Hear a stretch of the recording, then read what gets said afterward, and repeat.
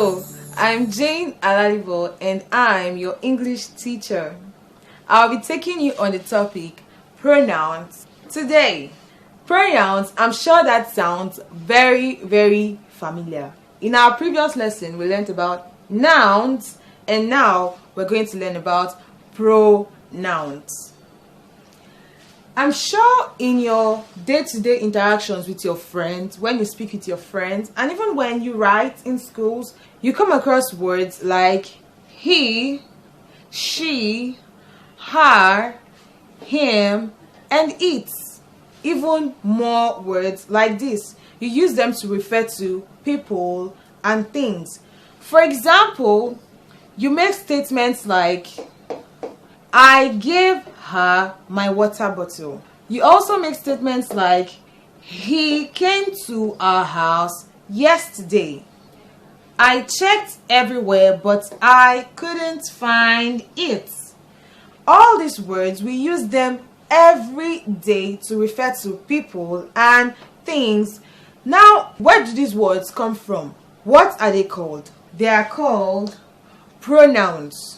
A pronoun is a word that takes the place of a noun. It can be used to replace a noun. And what is a noun? A noun is a word that names a person, animal, place, thing, or idea. Let's give an example of a noun now. Jane is a noun because it's a word that names me. So I can use a pronoun to replace my name, Jane. Imagine if I wanted to tell you about myself. I would have to mention my name every time. Jane is a girl. Jane is a teacher. Jane teaches English. I've been repeating Jane. Now, pronouns help us to avoid unnecessary repetition of words in our conversations and sentences. That is, when you write, you use pronouns to avoid repeating names or words.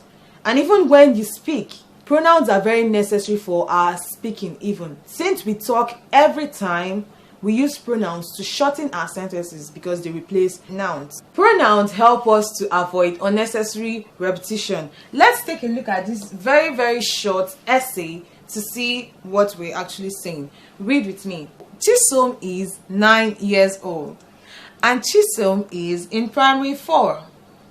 Chisom goes to school every day, and when Chisom comes back home, Chisom helps Chisom's mother in the kitchen. How did that sound? Did you enjoy it? I didn't enjoy it. We kept mentioning Chisom everywhere.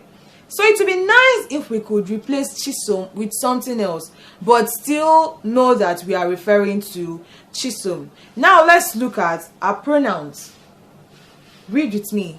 Chisom is 9 years old and she is in primary 4. She goes to school every day, and when she comes back home, she helps her mother in the kitchen. Did you enjoy that now? I enjoyed it a lot better than the first one. We replaced Chisom with words like she and her. It made our essay a lot shorter and it made it to have better meaning. This is what pronouns help us to do. Pronouns help us to avoid unnecessary repetition because they take the place of nouns in sentences. We have a lot of pronouns in the English language. There are so many and they are divided into different groups. The ones we are very familiar with are the personal pronouns. These pronouns are used to talk about people. You use them to take the place of people's names. The personal pronouns we have include I, we, me, us, you, it, he, him, she, her, they, and them. These are the personal pronouns. They take the place of people's names and the names of objects as well. Now let's study these are personal pronouns. We came across all these words that are pronouns in our first list. I is the first person pronoun. When do we use I over here? We use I when talking about yourself. For example, I want to talk about myself. My name is Jane.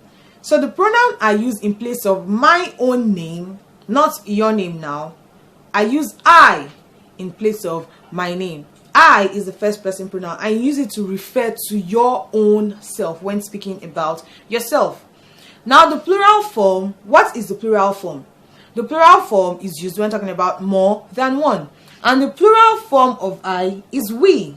That is when talking about myself and other people. Maybe myself and my sisters, my brothers, and my friends. We use we when talking about more than one. That is yourself and others with you. You, the second person pronoun, is used when speaking directly to someone. And in the plural form, that is speaking directly to more than one person, it remains the same as you. He is used when talking about someone, that is referring to someone else that you aren't speaking directly to. When you use he, you're referring to a boy or a man. He is used for the males.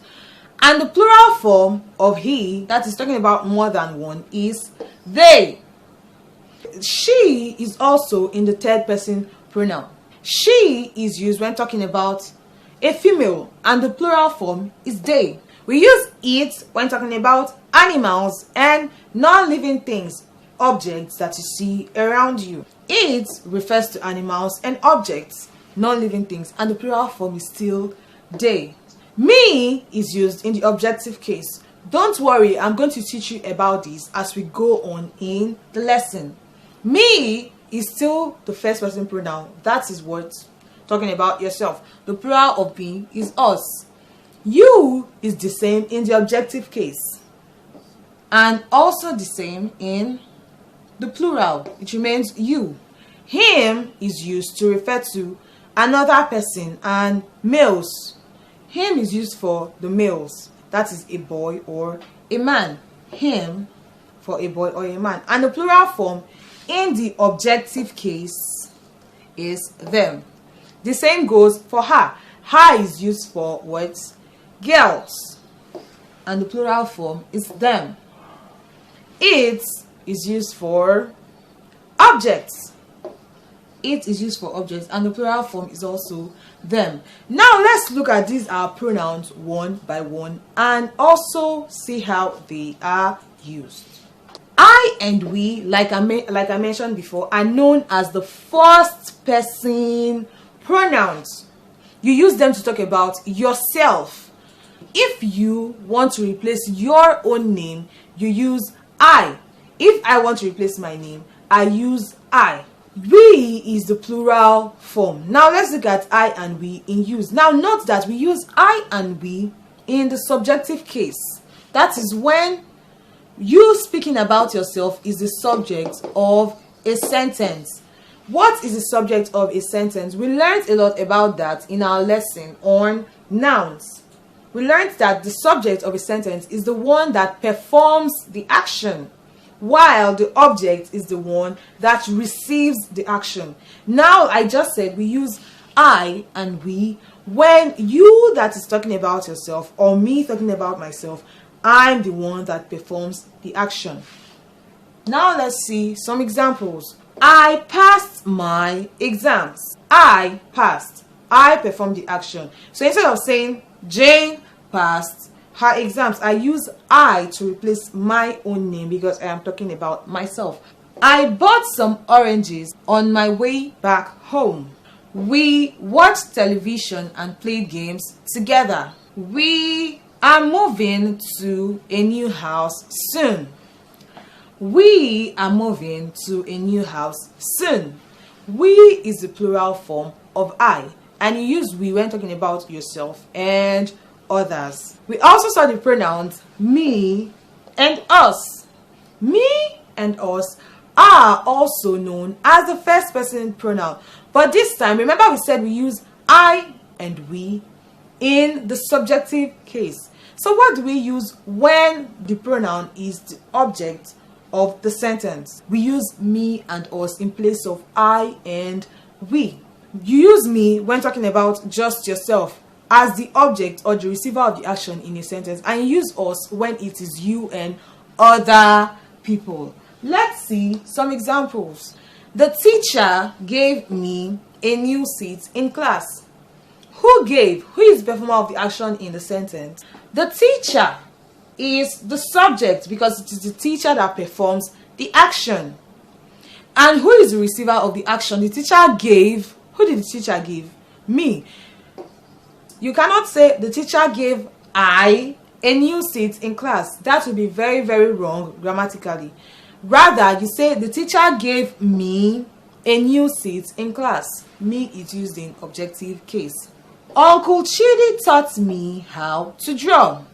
Which is the subject? Uncle Chidi. He taught. Who did he teach? Who is the object? Who received the action? Me.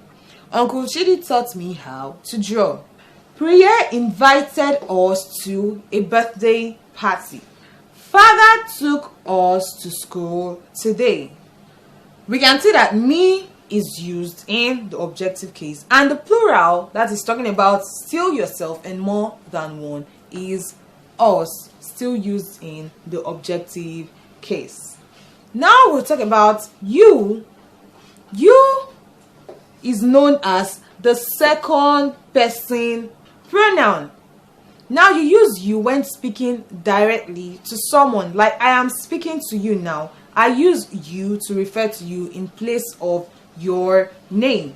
It is the second person pronoun. There's something special about this pronoun you. It remains the same in the objective and subjective case. That is, if you that I'm speaking to is the subject of the sentence, I use you. And if you that I'm speaking to is the object of the sentence, I still use you. Unlike the pronouns I and we that changes to me and us in the objective case. Now let's look at some examples. You did well in the test. Who did well in the test? Who performed the action? You. That is the subject. I will lend you my story book. Who will lend? I. Subject. Who will I lend it to? You. Object. I will lend you my storybook. So you can see you is the same in the subjective and objective case.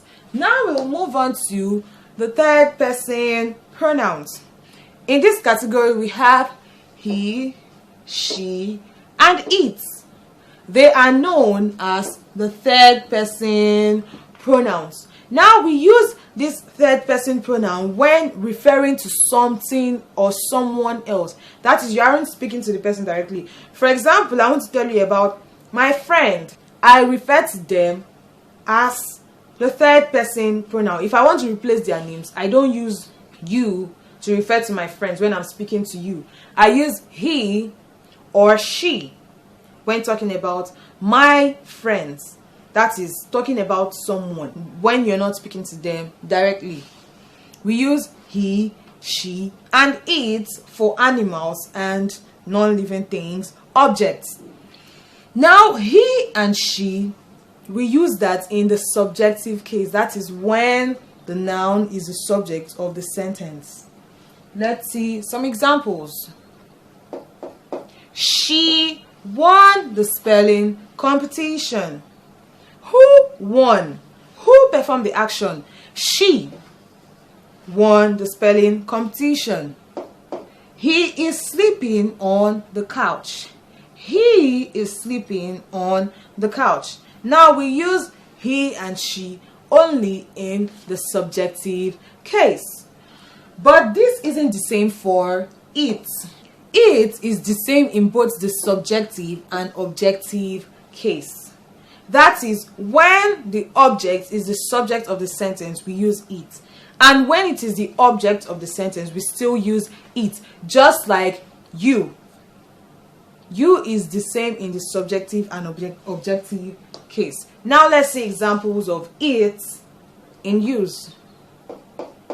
I kept it on the table. Who kept? Who performed the action? Kept. I is a subject. And what did I keep? I kept it. Now I'm referring to my book. I kept it on the table. You can see that it is the object in the sentence. It helps me to see better. I'm referring to my eyeglasses. It helps me to see better. What helps? It is the subject. It helps me to see better. You can see that it is the same in the objective and subjective case. Now we have him and her.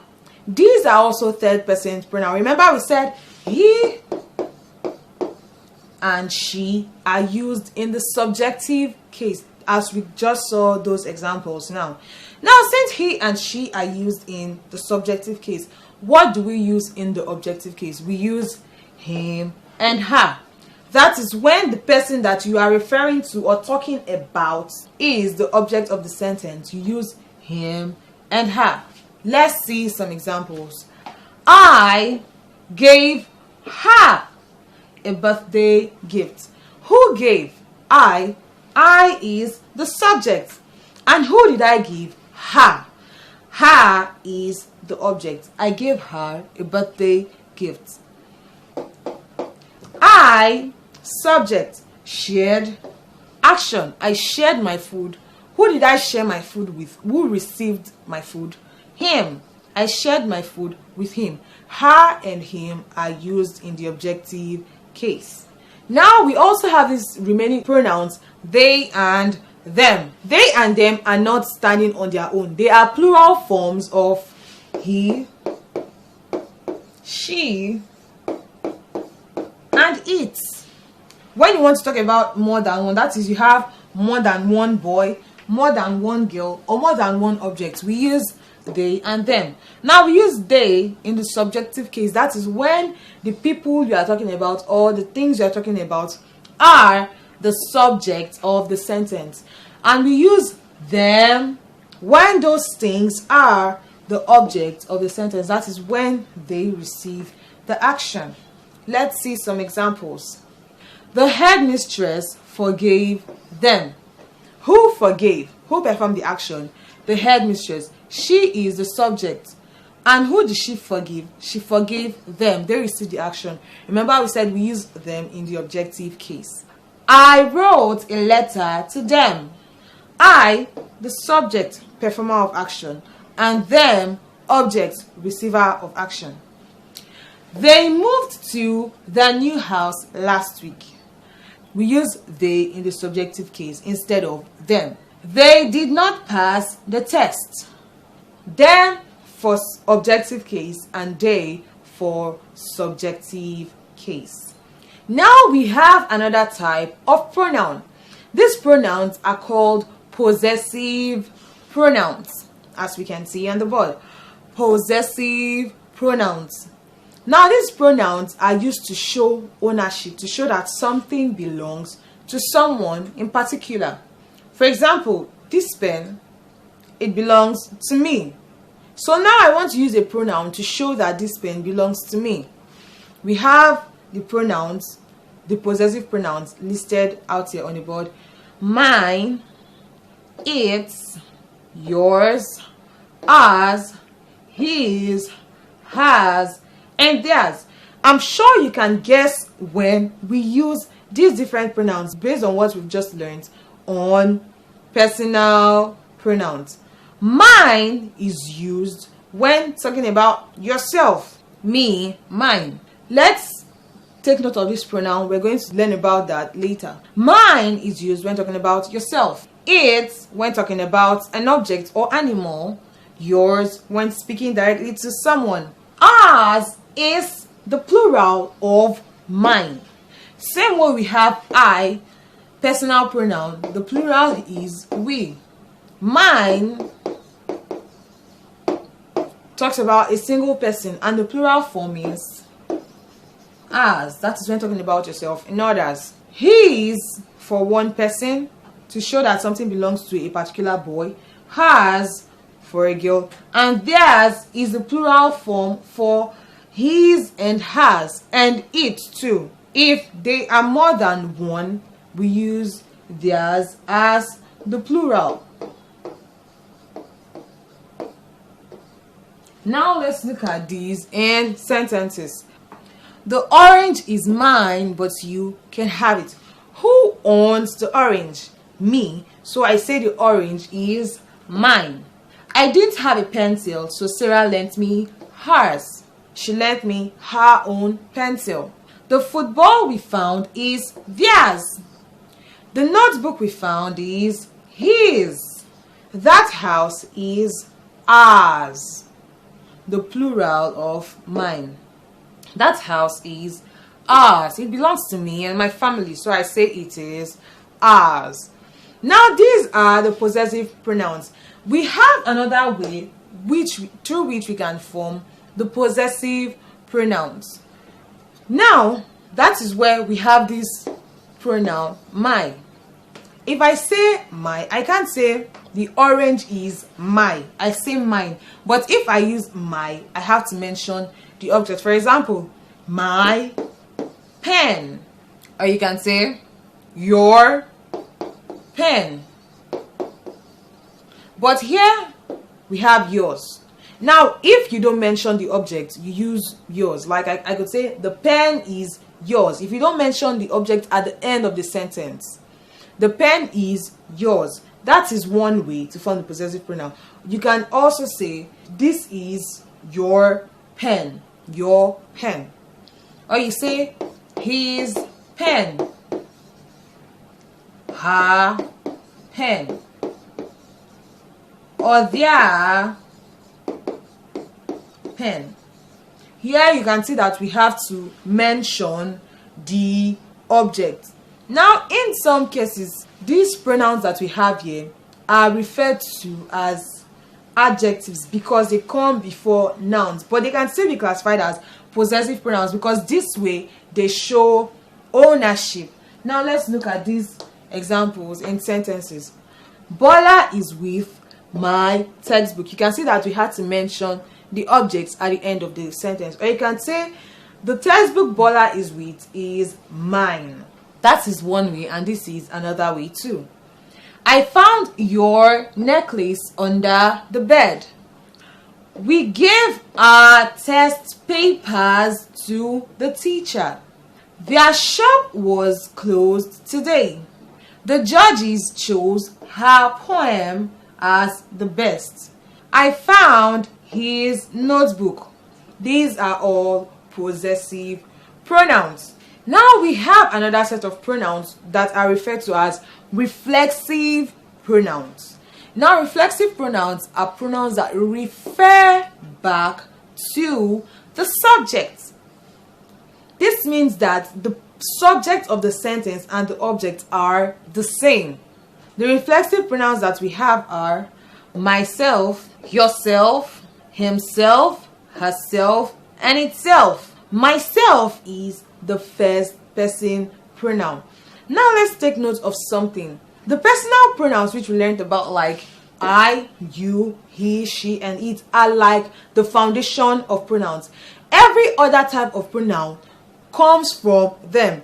For example, I is a personal pronoun.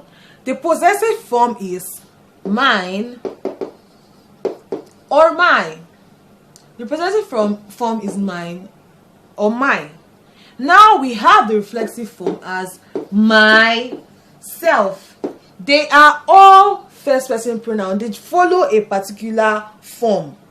Now let's look at the second person pronoun, you too. For the personal pronoun, it's you. The possessive form is your. And now the reflexive form is yourselves. Yourself. So you see that these pronouns, they have the same form. I, mine or my, and myself. You, your, and yourself. The first person pronoun is the same for all the different types. The second person pronoun is also the same for the different types of pronouns. It's also the same thing for the third person pronoun. Now these reflexive pronouns, they have their plural forms. The plural form of myself is ourselves. How is it ourselves? You remember what we learned about nouns that end with F. We learned that when some nouns end with F, We change F to V and then we add ES. So now we have ourselves. Yourself becomes yourselves in the plural. And himself, herself, itself is themselves in the plural. Now let's look at our reflexive pronouns in sentences. I looked at myself in the mirror. What did we say about reflexive pronouns? We said that we use reflexive pronouns to reflect back on the subject. That is when the subject and the object are the same. So I looked. What's the subject in this sentence? Yes, I is the subject. I looked at. What did I look at? Me. I looked at myself in the mirror. So you see that the subject and the object are the same. Now you cannot say I looked at me in the mirror or I looked at I in the mirror. That is grammatically wrong. When you are making a statement that refers back, where the object refers back to the subject, you use the reflexive pronoun. He injured himself. Remember what I previously said about pronouns following themselves? They are the same. The first person, second person, and third person pronoun are the same in the different types. We said I becomes my, mine or mine, and myself, you, your, yourself. That's how it is for the third person pronoun too. He, him, himself. So he injured himself. Joke locked herself in her room. Who locked? Subject, Joke. Who did she lock? She locked herself in her room. You should get a new uniform for yourself. Subject and object, the same. We shared the biscuits amongst ourselves. They bought ice cream for themselves. They bought ice cream for themselves. The subject and the objects are the same. Now we're going to talk about another type of pronouns. They are the demonstrative pronouns. Now these pronouns are used when trying to point out something in particular. For example, look at everything on the board. I want to point out a word. I want to point out this word. When you want to point out nouns like that in sentences or while speaking, we use the demonstrative pronouns. The demonstrative pronouns include this, these, that, and those. These is the plural form of this. You use this when talking about one, and you use these when talking about more than one. We use that when talking about one, and we use those when talking about more than one. Now you might wonder, what's the difference between this and that, or these and those? We use this and these when talking about things that are close in distance and in time. For example, I want to talk about this board. This board is very close to me, right? It's close to me, so I can say this board. But if I want to refer to you that is far away from me, I can say that boy or that girl because you are far. Now let's take a look at this picture here. This is an apple. We can see that the hand pointing at the apple is very close to the apple.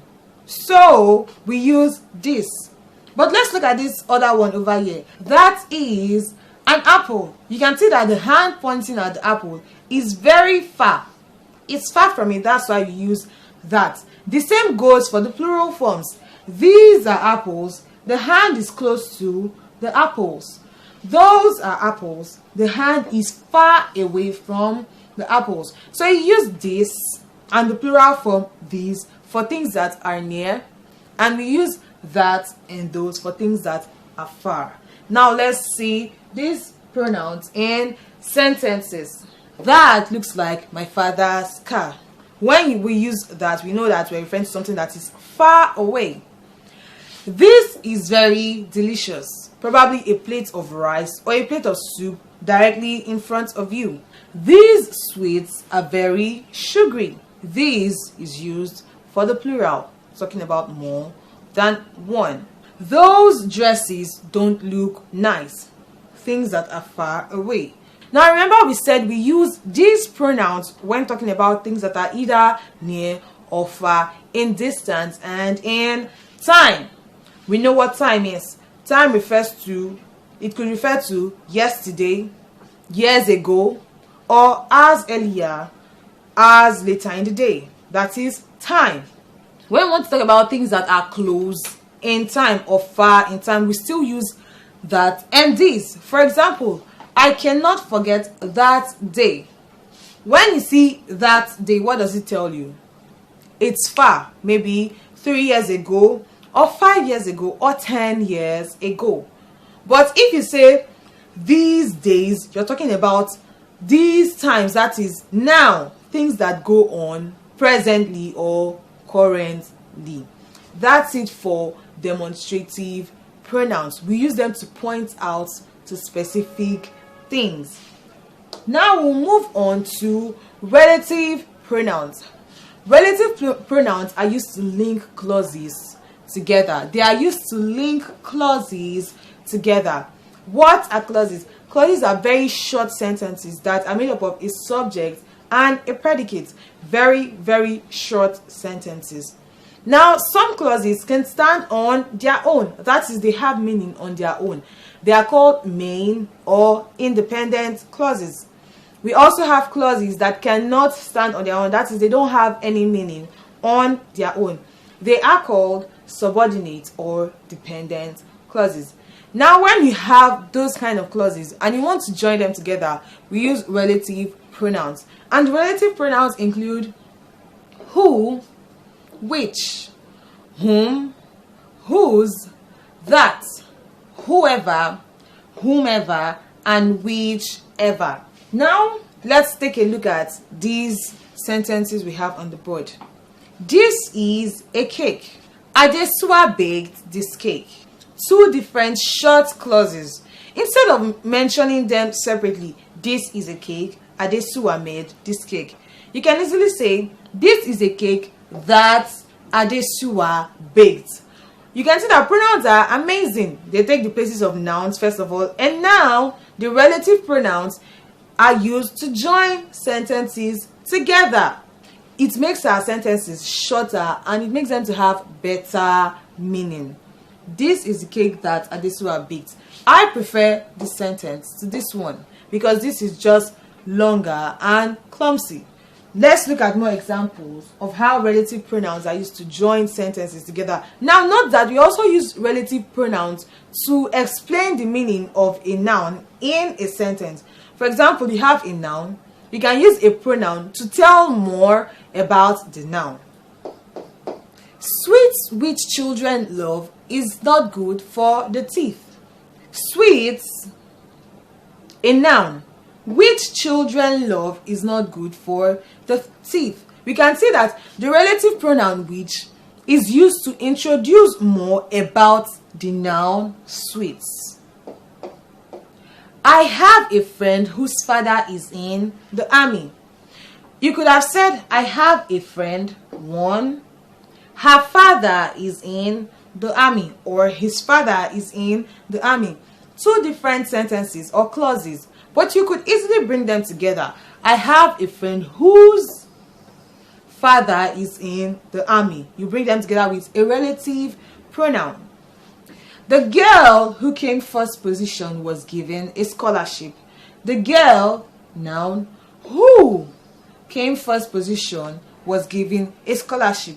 You could have said the girl was given a scholarship, but people might wonder which girl. You see that the relative pronoun who has brought in the meaning, or it has brought in more descriptions of the girl. The girl who came first position was given a scholarship. I have a baby sister whom I love very much. I have a baby sister, one clause. I love her very much, another clause. Now, instead of saying them separately, you can bring them together. I have a baby sister whom I love very much. These are how relative pronouns function in sentences. I'm sure you have learned a lot today on pronouns. I've learned a lot myself, and I hope that with this lesson you can use pronouns very, very correctly when you speak with your friends, your parents, and everyone around you, and even when you write in school. Now let's do a brief summary of everything we've learned today. What did we say pronouns are? We said a pronoun is a word that is used to replace a noun. Instead of repeating nouns all the time, we can use pronouns in place of them and still have that particular meaning. There are different types of pronouns. Let's list them together. 1. Personal. 2. Reflexive. 3. Relative. 4. Demonstrative pronouns. These are the different types of pronouns that we have, and we use them in different situations and when talking about different things. I hope that with this lesson you can now use the different types of pronouns very, very correctly in speaking and in writing also. This is the end of our lesson on pronouns. Thank you and bye.